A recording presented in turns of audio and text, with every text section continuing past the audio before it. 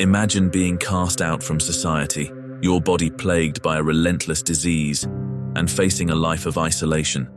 In this video, we delve into the miserable life of a medieval leper, their daily struggles, harsh treatments, and the relentless stigma that defined their cruel and painful lives.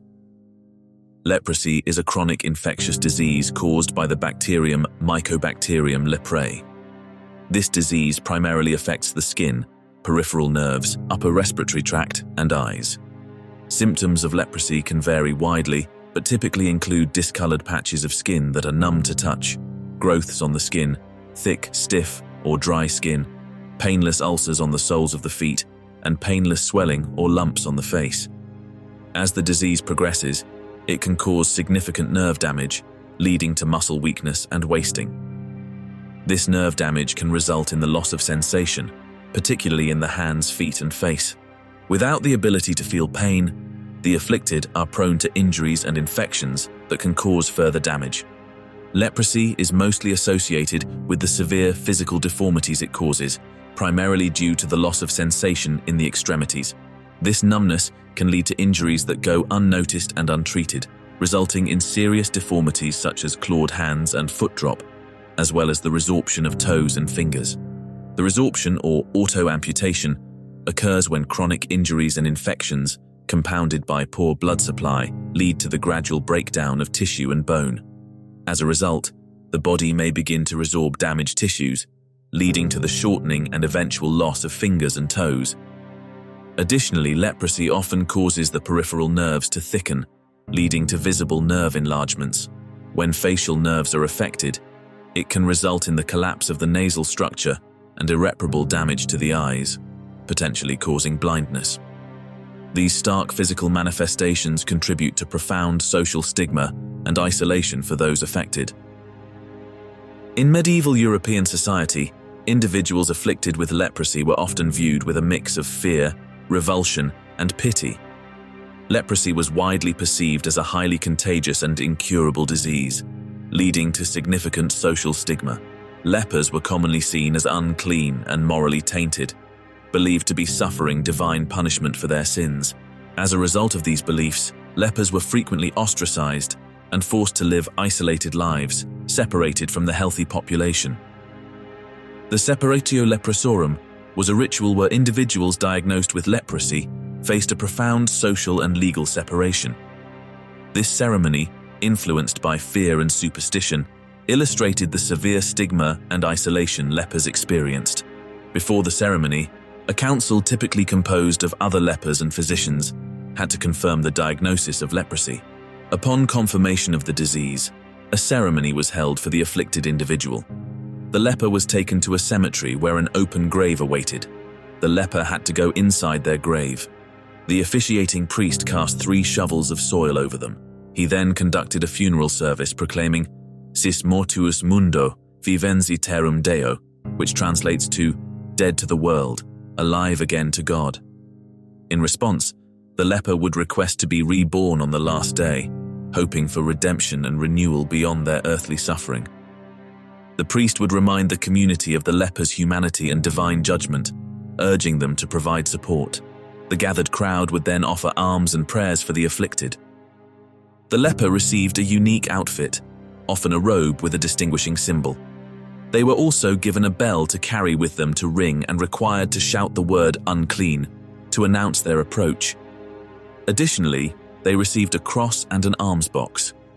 They were then escorted to the outskirts of the community, where they would place their cross and alms box, marking the boundary of their exile. After the ritual, the leper was legally regarded as dead, losing all inheritance rights. The church played a dual role in the lives of lepers, both reinforcing their marginalization and providing care and support. On one hand, the church perpetuated the notion that leprosy was a punishment for sin, reinforcing the social stigma and justifying the isolation of lepers. Church teachings often depicted leprosy as a visible manifestation of inner moral corruption, further alienating those afflicted. Sometime before the year 1181, Pope Alexander III penned a letter to the Archbishop of Canterbury. In it, he portrayed the difficult circumstances faced by individuals suffering from leprosy, saying, Quote, "It is known to us that by general custom, those with leprosy are separated from human communion and are transported to solitary locations outside cities and villages." On the other hand, Christian doctrine emphasized charity and compassion, leading to the founding of leper hospitals, or leprosaria, throughout Europe. This was partly influenced by the example set by Jesus Christ, who showed compassion towards lepers. Baldwin IV of Jerusalem, also known as the Leper King as he suffered from leprosy.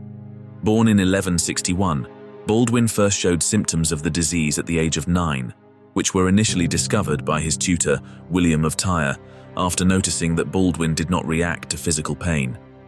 Despite the debilitating nature of leprosy, Baldwin was protected by his royal status and was not isolated as might have been expected during this period.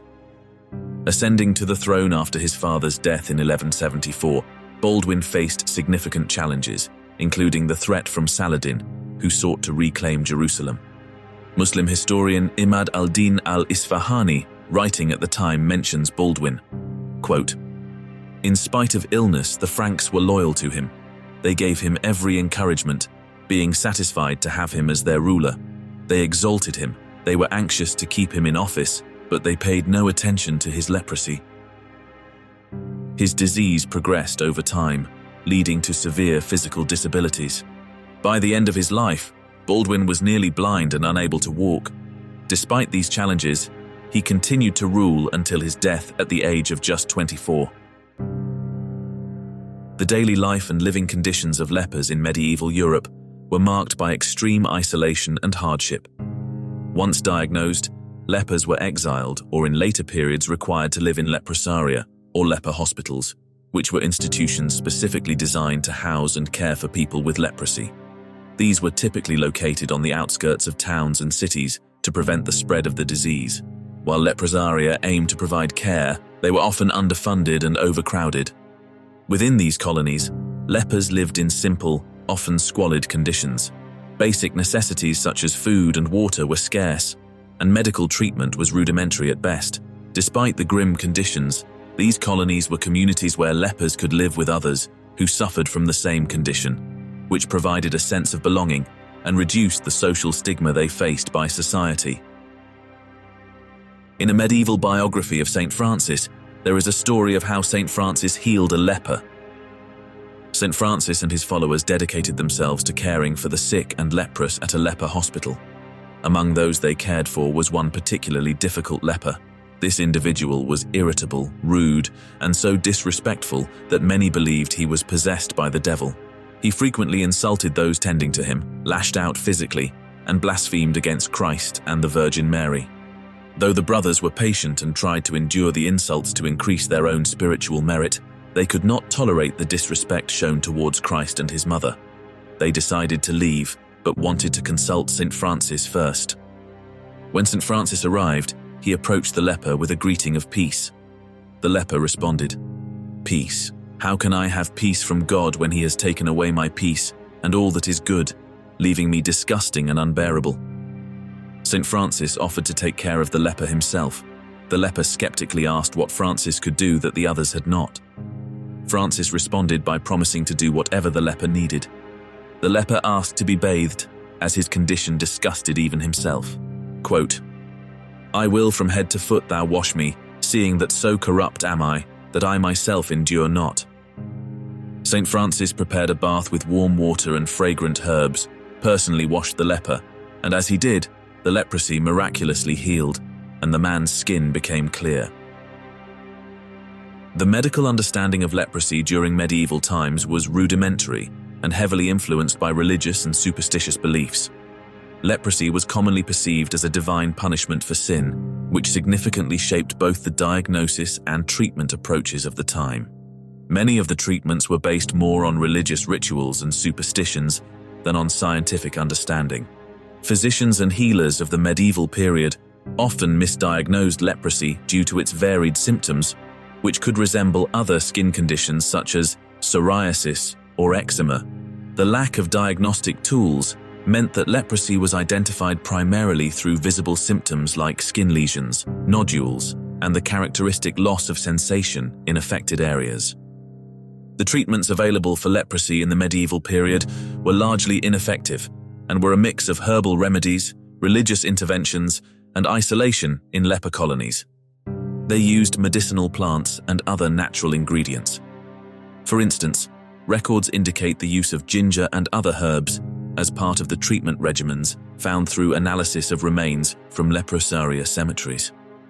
These treatments provided limited relief and did not address the underlying bacterial infection. Religious interventions were a significant part of the treatment regimen. Lepers were often subjected to prayers, exorcisms, and rituals aimed at purifying their souls. One common practice was the laying on of hands by priests, who would pray for divine intervention to heal the afflicted. Many believed in the healing power of saints. Sufferers would visit shrines dedicated to saints reputed for their healing miracles. The Order of St. Lazarus, also known as the Leper Brothers of Jerusalem, was a chivalric order founded in the 12th century, around the time of the Crusades. Its primary mission was to care for those afflicted with leprosy. Members of the order were often knights who themselves suffered from leprosy, dedicating their lives to the care of fellow lepers and the defense of the Holy Land. The order established and ran hospitals throughout Europe, providing medical care and a community for those otherwise shunned by society. But isolation was perhaps the most common response to leprosy. Lepers were segregated from the healthy population to prevent the spread of the disease, as it was thought to be highly contagious. In conclusion, the life of lepers was marked by isolation and hardship. Through historical accounts and personal stories, we gain a deeper understanding of their struggles and humanity. If you found this video insightful, be sure to check out our other video about the history and impact of syphilis in Europe. Don't forget to subscribe to our channel for more videos coming up. Thanks for watching.